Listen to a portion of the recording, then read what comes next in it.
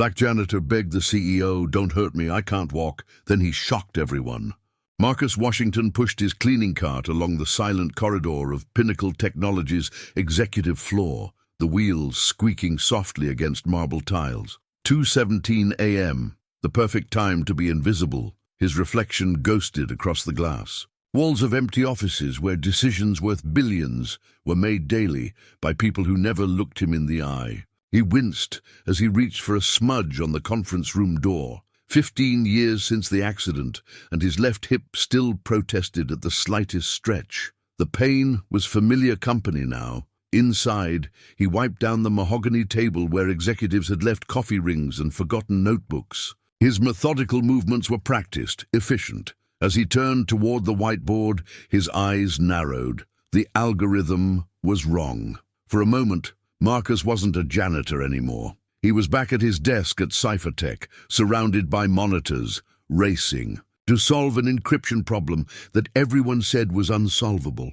The marker felt natural in his hand as he quickly corrected the equation. 3 simple changes. That's all it needed. Then reality returned. He stared at his work, muscle memory from another life. Carefully, he erased the correction, rubbing until no trace remained. Some habits were dangerous. Dawn was breaking when he unlocked his apartment door. The living room was small but clean, walls lined with bookshelves instead of decorations. Zora had fallen asleep at the kitchen table, her engineering textbooks spread open, sticky notes marking dozens of pages. Marcus gently placed a blanket over her shoulders. She had his mind, his drive, and if he had anything to say about it, a far better future. He'd make sure of that, even if no one ever knew his name. The CEO's office was always Marcus's last stop. Eliza Winters demanded her space be cleaned after everyone else had gone home, even the other executives. Tonight, the corner office with its floor-to-ceiling windows overlooking the sleeping city felt different. Something in the air, a lingering perfume perhaps, or the half-empty coffee mug still warm to the touch, told him she'd left in a hurry. "Should have been gone hours ago," Marcus muttered. His reflection fractured in the glass awards lining the walls. 15 innovation prizes, none bearing the names of the engineers who made them possible.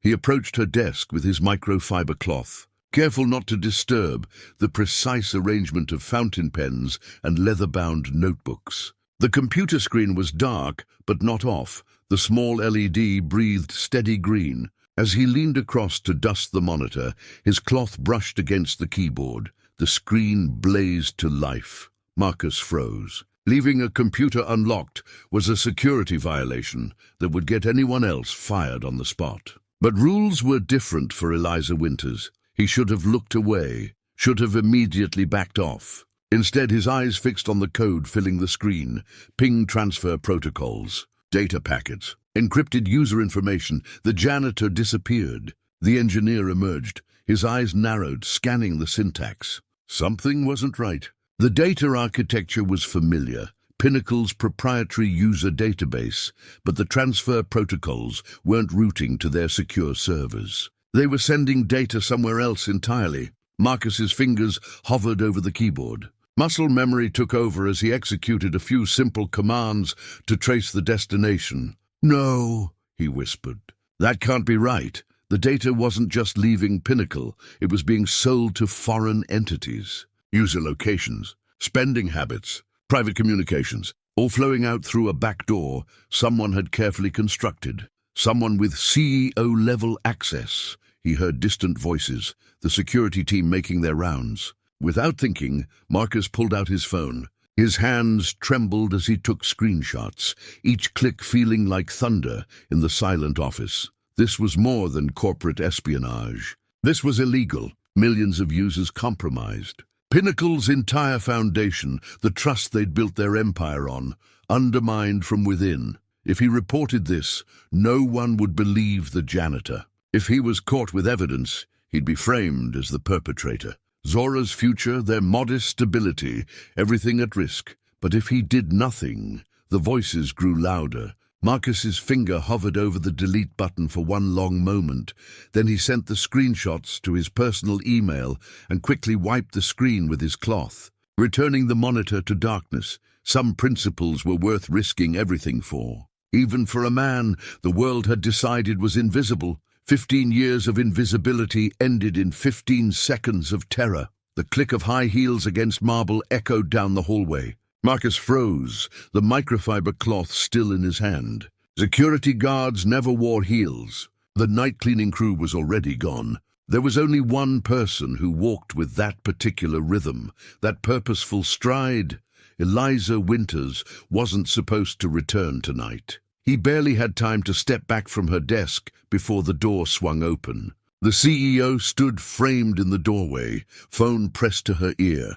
Her sharp features illuminated by the glow of the computer screen he'd accidentally awakened. "I'll call you back," she said into the phone, her eyes locking onto Marcus. She slipped the device into her blazer pocket, her expression shifting from confusion to suspicion. "What are you doing?" "Just cleaning, Ms. Winters." Marcus held up his cloth as evidence. "I didn't mean to disturb anything." She stepped into the office, glancing at her computer screen, which had reverted to a desktop display. Her perfectly manicured hand reached behind her, turning the lock with a definitive click. "My computer was off when I left," she said, voice dangerously calm. "Did you turn it on?" "No, ma'am." The lie tasted bitter. "It woke up when I wiped the desk. I was just about to—" "What did you see?" She moved closer, each step deliberate. Her perfume, something expensive and cold, filled the space between them. "Nothing, ma'am. Just cleaning." Marcus took a step backward, his leg already beginning to tremble from standing too long without support. "You're lying." Eliza's voice hardened as she glanced at his cart, at his phone, peeking from the pocket of his uniform. "Give me your phone. Ms. Winters, please. Do you know what happens to people who steal corporate secrets?" She wasn't shouting. Somehow that made it worse. "Prison, years of it." "Is that what you want?" Marcus took another step back, feeling cornered. His bad leg buckled beneath him. Too much stress, too much standing, too much fear. He crashed to the floor, pain exploding through his hip and lower back. His phone clattered away across the polished hardwood. Eliza loomed over him, her shadow stretching across his crumpled form. In her eyes he saw calculation, not concern. "Please don't hurt me," Marcus pleaded, his voice breaking. "I can't walk properly." He struggled to sit up, dignity evaporating as quickly as the sweat beading on his forehead. "I wasn't stealing anything." Her hand moved toward her phone again, presumably to call security. That's when Marcus noticed it, the small red light blinking in the corner ceiling. The security camera. Recording everything, his fear mingled with something unexpected, hope. Because whatever happened next, there would be evidence that he wasn't the aggressor, that he had been vulnerable, threatened. Sometimes being seen was better than being invisible. She expected excuses from the janitor. She got a lecture on encryption protocols instead. "Get up," Eliza commanded, her voice sharp as a scalpel, "and tell me exactly what you saw on my screen." Marcus winced as he pulled himself to a sitting position against the wall. The fluorescent lights buzzed overhead, casting harsh shadows across the polished floor between them. His dignity was already gone. The truth was all he had left. "I saw your data transfer protocols," he said quietly. "The ones sending Pinnacle user data to external servers in Minsk and Shanghai." Her composure faltered for just a moment. "You couldn't possibly understand what you were looking at." A lifetime of being underestimated settled in Marcus's chest. 15 years of "excuse me, sir," and empty offices falling silent when he entered to empty trash bins. 15 years of invisibility. Something shifted inside him. "Your encryption algorithm has 3 critical vulnerabilities," he said, his voice finding strength. "First, you're using an outdated SHA-1 hash function that was compromised years ago. Any decent hacker would recognize it immediately." Eliza's brow furrowed. "What did you say?" "Second," Marcus continued, ignoring her confusion, "your packet transfers aren't properly anonymized. You're sending raw user IDs across unsecured channels. The blockchain verification you added is window dressing. It masks the transactions, but not the metadata." He pulled himself straighter, the janitorial uniform suddenly feeling like a costume he'd worn too long. "And third, most critically, your authentication tokens are regenerating on a predictable cycle. Anyone monitoring the pattern could slip into your data stream undetected. The technical terms flowed effortlessly, precise and authoritative. Not the vocabulary of a man who pushed a mop for a living. Eliza stared at him, her expression transforming from contempt to confusion to dawning realization. "Who are you?" "I'm the janitor," Marcus replied simply. "The one who's been cleaning your offices for 15 years. While you built your empire on code architecture that looks suspiciously like systems I designed 2 decades ago." The balance of power in the room shifted, subtle but unmistakable. Marcus wasn't just a threat because of what he'd seen tonight. He was a threat because of what he understood.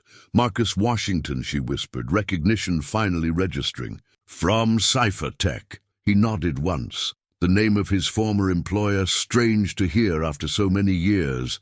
"You should know," he said, meeting her gaze directly, "that a distributed quantum key system would have prevented all 3 vulnerabilities. I developed one in 2008. It's sitting in your company's patent portfolio under someone else's name.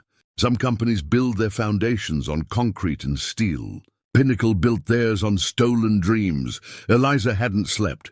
Her penthouse suite remained dark, except for the blue glow of her laptop and the occasional headlights sweeping across the ceiling from the street below. 3 empty espresso cups formed a semicircle around her keyboard. "Marcus Washington," she whispered, typing the name into yet another search field. The janitor's words had lodged in her mind like splinters. Claims could be dismissed. Technical expertise couldn't be faked. His early career blazed across her screen.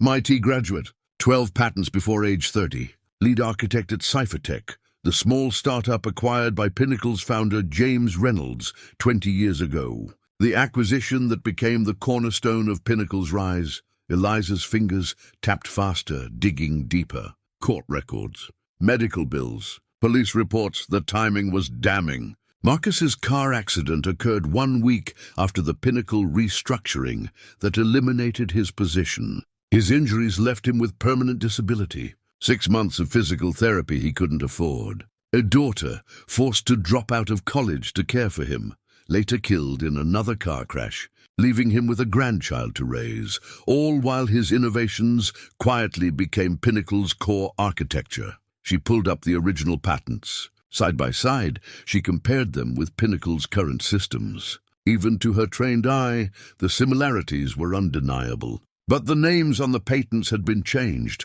all credited to James Reynolds, Pinnacle's now-deceased founder. "Jesus," she muttered, rubbing her temples. A notification pinged. The archival department had responded to her urgent request for early company records. She downloaded the files, scrolling through grainy, scanned documents until she found it. The press release announcing the Cyphertech acquisition. Attached was a photo. Executives in dated suits standing before a banner proclaiming the future of technology. James Reynolds front and center, champagne glass raised, but it was the figure standing slightly to the side that made her breath catch. Marcus Washington, young, standing tall, no cane, no limp, his expression serious but proud, the look of a man who believed he was building something that would last. A man who had no idea what was coming. Eliza zoomed in on his face, trying to reconcile it with the janitor who cleaned her office. The brilliance had always been there. She just hadn't bothered to see it. Dawn broke over the city as she closed her laptop. The empire she'd inherited, the innovations she'd celebrated, the foundation of her own success, all of it built on a brilliant mind, discarded once its usefulness had been extracted. For the first time in her ruthless rise to power, Eliza Winters felt something unexpected. Shame. She offered him a future. He revealed he already controlled hers. The Pinnacle cafeteria stood empty at 6 a.m., its polished surfaces gleaming under energy-efficient lighting. Eliza had chosen the location carefully, neutral ground, yet still her territory. Marcus sat with his hands folded on the table, his cane propped against the chair beside him. He'd arrived early, selecting a corner table that gave him clear sight lines to all entrances. Old habits from a life where anticipating threats had become second nature. Eliza approached with 2 coffee cups, setting one before him. Colombian, black. I noticed that's what you bring in your thermos. Marcus didn't touch it. You wanted to meet. She sat across from him, her tailored suit a stark contrast to his faded uniform shirt. I've been researching your background, Mr. Washington. Your contributions to early encryption systems were remarkable. Is that what we're calling theft now? Remarkable. Eliza had the decency to look uncomfortable. James Reynolds is dead. His decisions aren't mine, yet you benefit from them daily. She leaned forward. I'm offering you a chance to reclaim what was taken, a senior position on our technical advisory board, compensation commensurate with your expertise, public recognition of your contributions. For one brief moment, hope flickered across Marcus's face. Recognition, restoration, the life that should have been his. Then reality reasserted itself. 15 years of watching executives make promises they never intended to keep. 15 years of being invisible while listening to every word. Why now? He asked quietly. Not because it's right. Because I caught you selling user data. I'm offering you a second chance, she said, voice hardening. Don't mistake this for weakness. If you refuse, things will become difficult for you. Very difficult, Marcus almost smiled. You still don't understand, do you? He reached into his pocket and removed a thumb drive, placing it carefully on the table between them. What's that? Eliza asked. Insurance. I sent copies of everything I found to 3 board members last night. Anonymous package, but quite thorough. They're meeting at 9. The color drained from her face. You're bluffing. April 12th, conference room B. You told the development team to build backdoors into the user authentication system. May 27th, you met with representatives from Shenyang Data Group in the executive lounge after hours. July 3rd, you transferred the first data packets and received confirmation of payment to your Cayman account. Each date landed like a physical blow. How could you possibly? You never noticed me in 15 years. Ms. Winters, that was your biggest mistake. Marcus stood slowly, leaning on his cane. I was in those rooms, cleaning, listening, invisible, but present for every decision, every deal, every secret. He left his coffee untouched as he walked away. His limp pronounced, but his back straight.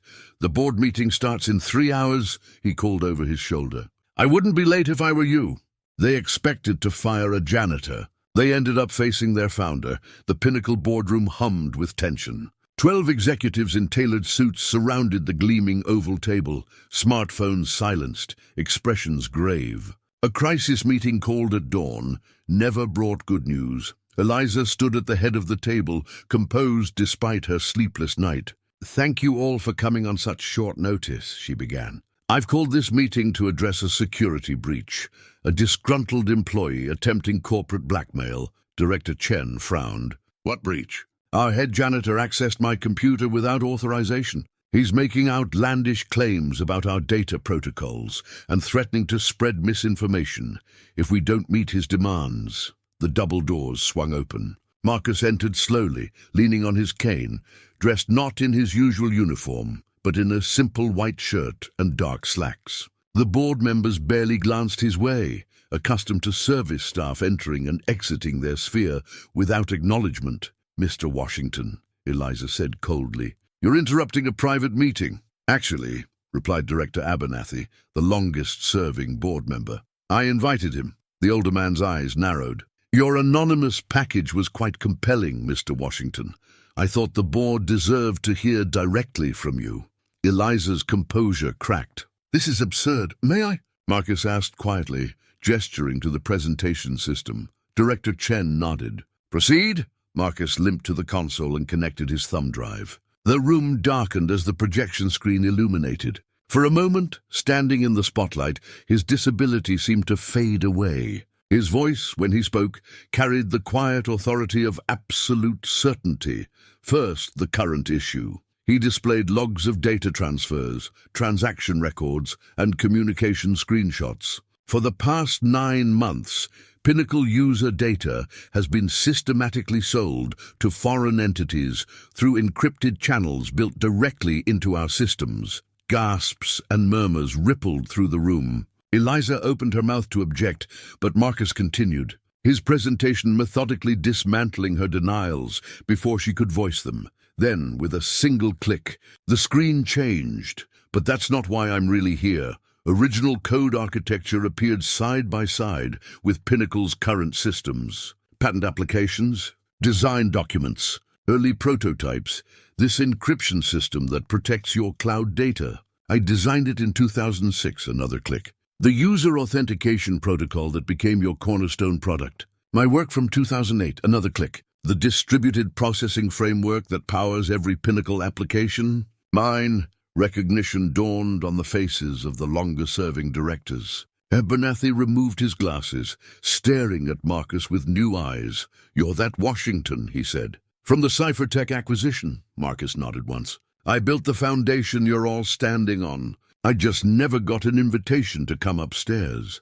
The silence that followed was absolute. No typing, no whispers, not even breathing. In that moment, Marcus wasn't a janitor anymore. He was the architect whose vision had built an empire, and he just reclaimed his rightful place in its history. Justice delayed is justice denied. But sometimes it's just the beginning. 3 days after the boardroom revelation, Marcus sat across from a team of Pinnacle attorneys in a glass-walled conference room 50 floors above, where he'd once emptied trash bins. The stack of documents before him represented everything he'd been denied 15 years ago. Recognition, compensation, position. "As you can see, Mr. Washington," explained Pinnacle's lead counsel, sliding another document across the polished table. "The board is prepared to offer you a senior technical director position, effective immediately. The compensation package includes stock options and back pay, calculated from the date of the Cyphertech acquisition. With interest." Marcus reviewed the figures dispassionately. "Millions, enough to secure Zora's future for life. And Eliza Winters resigned this morning. The SEC has been notified of the data breaches." Marcus nodded, his expression unchanged. Vindication tasted different than he'd imagined. Less sweet, more complex. Director Abernathy cleared his throat. "There's something else, Marcus. The board would like to establish a scholarship foundation for promising students from underrepresented communities in tech. We'd like to name it after your daughter." For the first time, Marcus's composure wavered. Sarah's name on something that would outlast all of them. Her memory helping others avoid the barriers she had faced. "The foundation will need a director," he said, recovering quickly. "Someone who understands what these students are up against." "I have candidates in mind." "Of course," Abernathy agreed too quickly. "Whatever you think best." Marcus set down his pen. "I want coding labs established in 5 public high schools in East Oakland. Full funding, top equipment, paid instructors, non-negotiable." The attorneys exchanged glances, but Abernathy nodded. "Done, and my first project will be security architecture for user data protection. Complete overhaul. Where would you like your new office?" "We have space on the executive floor." "Not yet." Marcus stood, leaning on his cane. "I have one more condition. We sign these papers in the janitor's break room." "The what?" one attorney asked.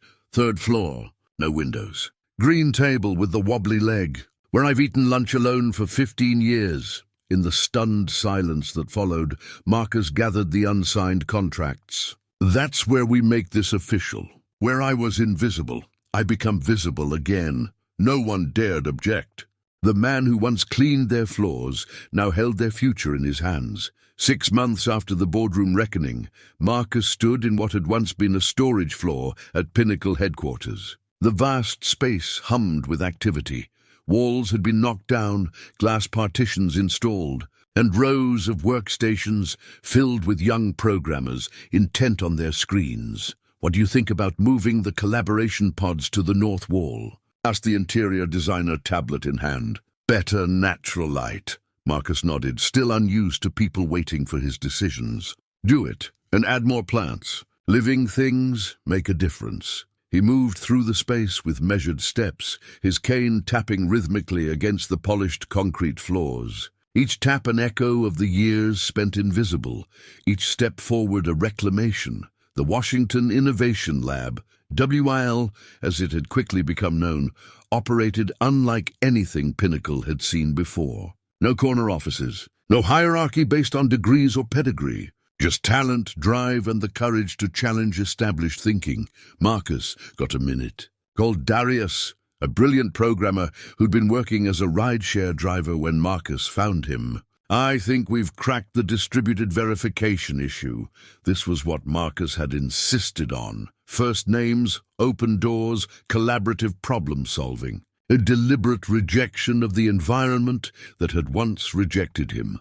In the center of the lab, Zora stood surrounded by holographic projections, her hands moving through the display as she rearranged code blocks in three-dimensional space. At 17, she'd become the lab's unofficial mascot and one of its most innovative thinkers. Grandpa, she called, spotting him. Come look at this. He approached, watching as she manipulated complex encryption matrices. The confidence in her movements, the clarity in her explanations, it all reminded him of Sarah. But where his daughter had faced barriers, Zora was being given wings. The executive team is coming today, he reminded her gently. She shrugged. So, they need our security patch more than we need their approval. Marcus suppressed a smile. 6 months ago, she would have been intimidated by the thought of presenting to Pinnacle executives. Now she saw them simply as people who required her expertise. Later that afternoon, the lab filled with suits and cautious expressions.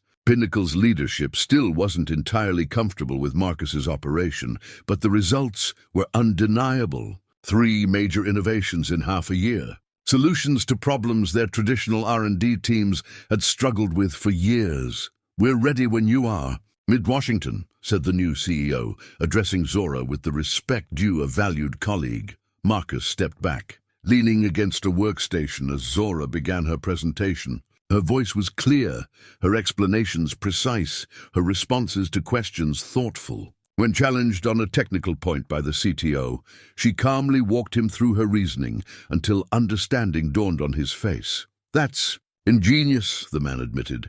Marcus felt something expand in his chest. Pride, yes, but something more profound. This was his true legacy. Not the code he'd written or the systems he'd designed, but the doors he'd opened, the culture he'd changed, the generation he was empowering to stand tall without having to fall first. As Zora fielded another question, her eyes briefly met his across the room. In that glance was everything: gratitude, determination, shared purpose. The invisible man had not only become visible again, he had ensured that those who came after him would never be overlooked. The building hadn't changed. Everything else had. 5 years to the day since the boardroom reckoning, Marcus Washington walked through Pinnacle's lobby, the marble floors still gleaming beneath the same grand chandelier. His cane tapped a familiar rhythm, the sound no longer representing shame, but simply part of who he was. The difference now was in the details. The security guard, who once barely glanced at his janitorial ID, now stood straighter.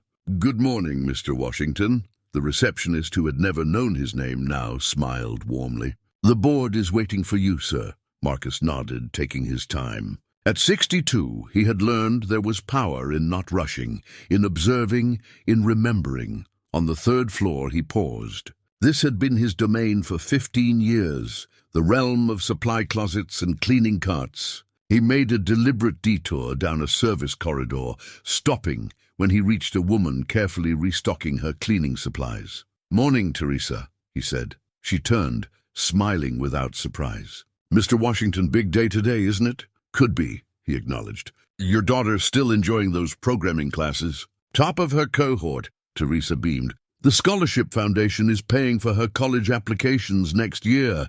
After Marcus had taken his place at Pinnacle, one of his first policies had been establishing education benefits for all staff, including maintenance and service workers. Teresa's daughter was one of dozens now pursuing paths previously closed to them. "Let me know if she wants an internship next summer," he said. Further down the corridor, Marcus stopped at a glass display case he'd insisted be installed. Inside was a simple grey metal locker, his old janitorial locker, preserved exactly as it had been. His faded name tag, the extra uniform shirt he kept for emergencies. The small photo of Sarah and Zora he'd taped inside the door. Beside it, an engraved plaque, told the true story of Pinnacle's founding. Not the sanitized corporate history, but the messy, human truth, complete with the mistakes, the injustice, and ultimately, the redemption. "There you are," called a familiar voice. Zora approached, now 22 and recently graduated, already leading her own division within the Washington Innovation Lab. Her confident stride and bright eyes reflected everything he'd hoped to build. "The board meeting's starting," she said, glancing at the display. "Remembering?" "Integrating," he corrected gently. "The past matters, even the painful parts." Together they entered the elevator to the top floor. Zora held a tablet displaying their latest project, a TC neural adaptive interface that would allow people with mobility impairments to control smart environments through minimal movement. "The FDA just approved our technology," she said as the elevator rose. "Full commercial implementation. It's going to change lives, Grandpa." Technology inspired by his own struggles, created in a lab named for his family. Led by the granddaughter who had once fallen asleep, surrounded by engineering books in their tiny apartment. "You know," Marcus said quietly as the elevator doors opened to the boardroom, where he now held a permanent seat. "Some circles take a lifetime to complete. Some see the cane, others see the man. The wise see the path he created for those behind him." 10 years later, the Washington Innovation Lab had become simply Washington, a division of Pinnacle with an influence that extended far beyond its walls. Its logo, a simple janitor's key reimagined as a golden cipher, had become synonymous with ethical technology and inclusive innovation. At the annual Pinnacle Foundation Gala, Marcus sat at a table surrounded by the first generation of his legacy. 43 graduates of the Sarah Washington Scholarship Program filled the ballroom, their achievements illuminating the tech landscape like stars in a constellation he had helped map. There was Miguel, who had revolutionized medical device security after growing up coding on a borrowed laptop. Aisha, whose artificial intelligence ethics framework was now industry standard. Dayon, once a grocery store clerk, now chief technology officer at a rival firm. Each scholar wore a small pin shaped like a master key, a reminder that access was power, and power, when shared, became transformation. "Mr. Washington," the foundation director announced, "your scholars have collectively filed 117 patents, founded 23 companies, and created technologies that serve over 2 billion people worldwide." The applause thundered through the room, but Marcus's eyes sought only Zora, standing near the back, her smile carrying the echo of Sarah's. The pride on her face reflected his own. Later that evening, as the celebration continued, Zora stood alone in the Pinnacle headquarters lobby. The massive wall that once displayed only the founder's name now bore a simple bronze nameplate, Marcus Washington Building. With careful movements, she removed a soft cloth from her pocket and gently polished the letters of her grandfather's name. Just as she had watched him clean countless surfaces with dignity and care. "Was he really once the janitor here?" asked a young intern who had paused to watch. Zora smiled, continuing her methodical polishing. "He was never just a janitor. But yes, he cleaned these floors for 15 years before anyone recognized his brilliance." "What was his most important innovation?" the intern asked. Zora considered this, her hand pausing on the burnished metal. "He taught me that true innovation isn't just about building new technology. It's about rebuilding broken systems." She stepped back, surveying her work. The nameplate gleamed in the lobby lights, a testament to a man who had transformed invisibility into influence. Somewhere in the building, codes he had written still ran. Children he had never met used technology shaped by his vision. And in boardrooms across the country, people who had once been overlooked now sat at tables where decisions were made. Some legacies are inscribed in bronze. Others live in the opportunities created, the doors unlocked, and the paths cleared for those who follow.